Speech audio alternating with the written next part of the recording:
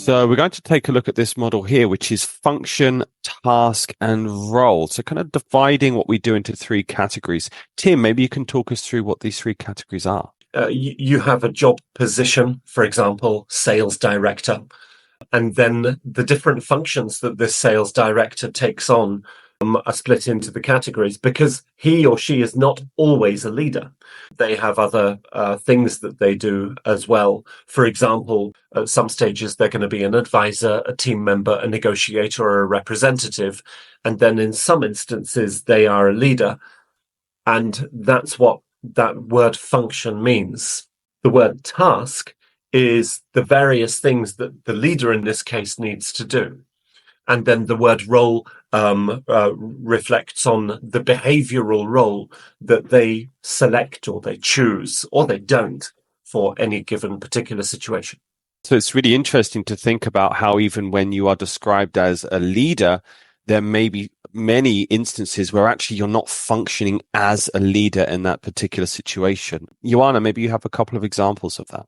Yeah, so I was just thinking about my former leadership roles in IT companies, and I remembered in many situations I was an advisor because project managers would come to me before running meetings with potential clients, for instance, and they would ask me, what should I not say in a meeting? Yeah, or how should I run this meeting so that it doesn't jeopardize the possibility that we actually create a relationship with this potential client. In other situations, I was a negotiator because I was negotiating salaries or conditions, work conditions for the people in my team. In other situations, I was just a team member because we were working together to achieve a common goal. In other situations, I was a representative because I would have to discuss with executive management about how things were working within the team and what needs to be changed. And I was representing my team in this process. So they're really good examples, Joanna. And Mike, you see those words, measure, judge, decide, and control. They're really important, but there are other ones there as well. And so, the list probably goes to 30 or 40 different things that the leader does, from building teams to to motivating people, appraisal meetings, planning, creating plans, discussing plans with people, delegation, all of the various things that leaders do. But at the top of it, that's kind of the distilled. Somebody's got to do that, right? Somebody's got to measure. Somebody's got to judge and say good, bad, right, wrong. Somebody has to make decisions or create the environment where decisions get made, and somebody's got to control. And if those things aren't happening, the danger is that leadership isn't happening. And what happens when leadership is not happening, Tim? There's a vacuum, yeah. And I'm sure everybody watching this clip is going to be saying to themselves, have I ever been in a situation where leadership was not clear? And a lot of people were saying, yes, every day I go into a meeting, every call, the last meeting I had this morning, nobody knew who was in charge. There were no action plans created at the end of a process. We worked for a week. Nobody realized what we were measuring, how we were measuring it. There were no KPIs or no standards set with anything that we were doing. Leadership was not there. And so the frightening part of this story is that you can literally look into your inbox and start categorizing, is there leadership associated with the 5 mails in the top of your inbox? Is somebody in charge? You can look at every meeting, every call that you go to and say, is leadership clear for this particular part of the work that I'm engaged in at the moment? And I think, everybody wants clear leadership. Yeah. Everybody desires it. It's so much better when it's out in the open and discussed. And I think a big criticism of leaders is that they don't step up when they need to. And I think that's a big part of this topic. Absolutely, yeah. So what I've noticed is that people have a hard time internalizing this concept, but what I think is most important to remember is, sometimes you have to make yourself unpopular if necessary by sticking up your hand and say, who's in charge here? Who is leading this process? What are we doing here? Fundamentally, these are questions that are challenging apathy and non-leadership within an organization. And what you say, Joanna, is that you have to make yourself unpopular. And I think so many people are fundamentally uncomfortable with that. And, to do it once is okay. To do it twice, well, yes. But to do it 3 times, 4 times, 5 times with everything that you do and kind of put yourself into that position where you are the bad guy is something that people resist and reject at an internal emotional level. But again, you're getting paid the big bucks, right? You've got the leadership hat. So who else, if not you, is going to be in that position to ask the difficult questions? Maybe that's one of the keys behind this particular role. Who is asking the difficult questions and forcing a group of people, a company, an organization to confront themselves with those difficult questions that need to be asked? I've got a couple of, I got one quote here that I like, which was based on a dinner party that we had a couple of weeks ago. We had six close friends from different companies, different industries. And, I made a mistake and just put the following question onto the table. Can anybody give me an example of great leadership? Yeah. And the 6 friends proceeded to give me multiple examples of absolutely shockingly bad leadership, TV bad, Netflix bad, everything that you would anticipate from a really bad leader. And it was crazy to listen to all of these examples of how easy it is to get stuff wrong and how so many people lead from their ego and their personality and just make situations bad for a lot of people and do not make decisions and do not show reasons for good control and, bad judgments or no judgment at all, which is sometimes worse.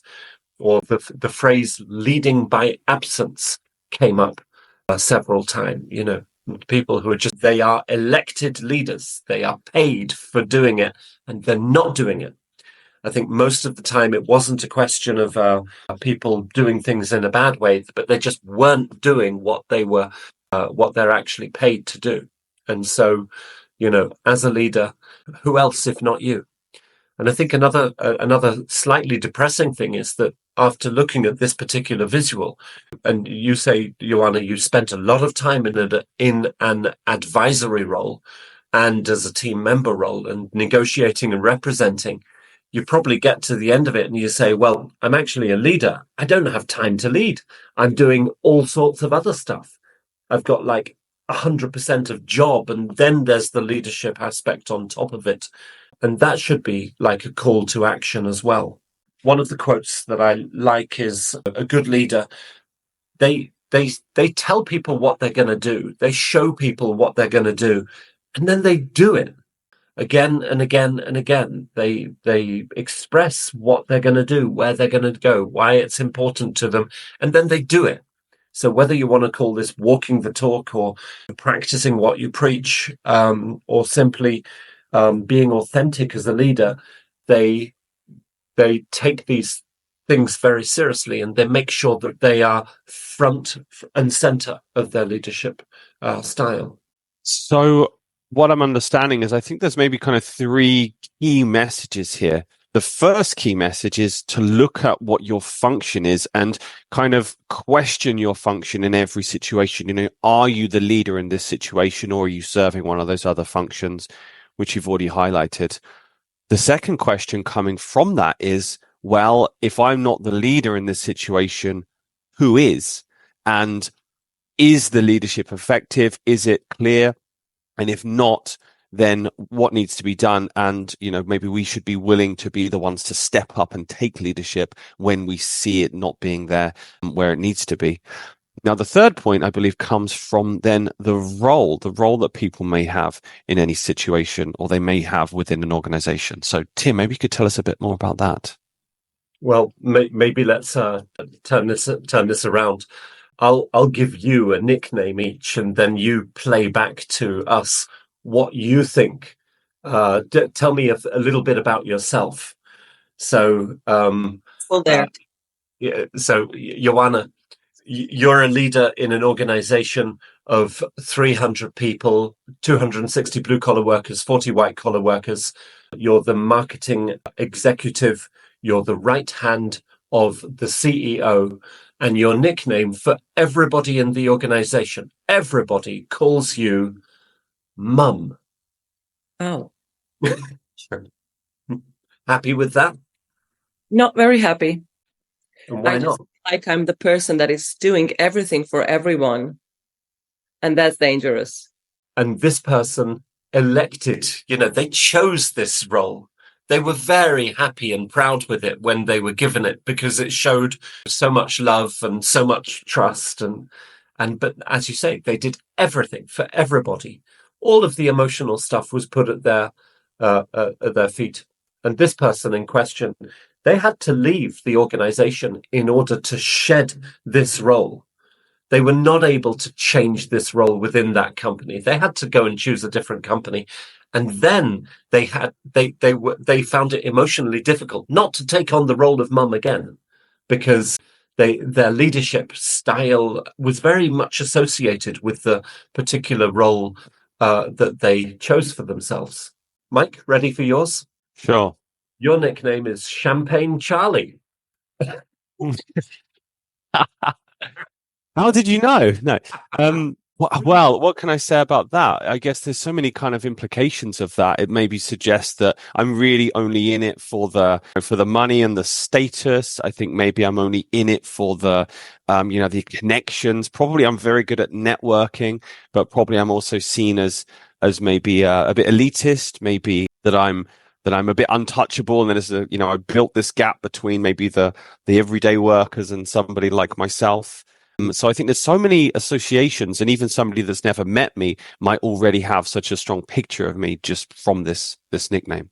And imagine, you're speaking to somebody who then says, "Oh, I've heard that your nickname is Champagne Charlie," and you'd never met them before, and that's the first thing that they hear about you. It's like all of the negative connotation along with that is going to seriously impact your ability to be a representative leader of an organization, even though this particular person is highly beloved of their organization and they're everything you say. They're great at networking. They're great at team building. They're, the light and joy of the organization in so many different aspects.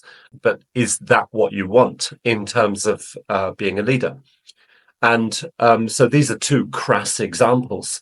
I once met a person who his email address was steamroller@companyname.com. Yeah. Imagine the type of warm and fluffy person that this was.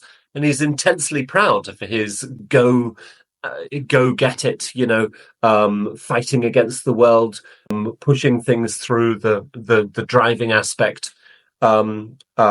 But are you able to switch it off when it doesn't help? I think in some of these cases, you're not. Yeah. A particular role that I've seen people struggling with and fighting with a lot is the role of the Joker, the person who's able to bring humor to every situation and then kind of uses it as a defense shield or as a mechanism to begin everything to the stage where it becomes expected of them. So behavioral roles can really help in so many different situations, but they can really block as well and create a challenge for you as an individual. So the idea is, and I find this idea intensely difficult, is to be able to put on the clothes that you need, put on the role that you need for the situation that you're in, to be able to crack a joke in order to, further your goals, to be able to get angry in a certain situation in order to further your goals, to be able to play the role of a mother, father in certain situations in order to further your goals. But as I said, I find that very difficult to do. And I think the main takeaway is that thinking to yourself, what would your people say about you? What nickname would they give to you? And trying to confront yourself with the fact that in certain situations you're going to be wearing a behavioral role that you don't want and is not helpful for your tasks as a leader. They block you from measure, judge, decision, and control.